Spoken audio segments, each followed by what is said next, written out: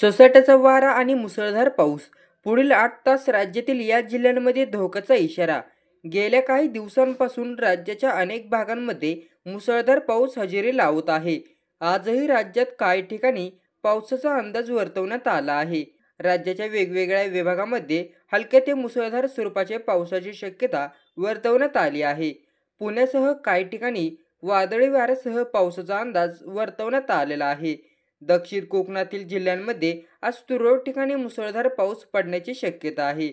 तर मध्य महाराष्ट्र, मराठवाडा आणि विदर्भातील जिल्ह्यांमध्ये तुरळक ठिकाणी विजांच्या कडकडाटासह वादळी सोसाट्याचा वारा 30 ते 40 किमी प्रति तास वेग आणि हलका ते मध्यम पाऊस पडण्याची शक्यता आहे.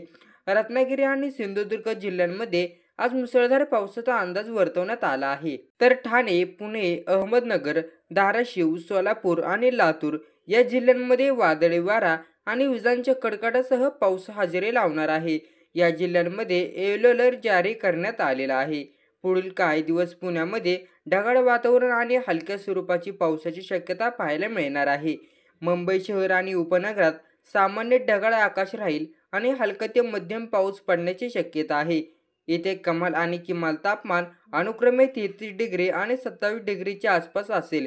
विदर्भातील नागपूरमध्ये पुढील काही दिवस ऊन पावसाचा खेळ पाहायला मिळू शकतो.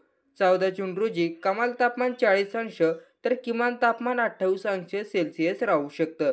उत्तर महाराष्ट्रामध्येही हलक्या स्वरूपाच्या पावसाची शक्यता हवामान विभागाने वर्तवण्यात आलेली आहे.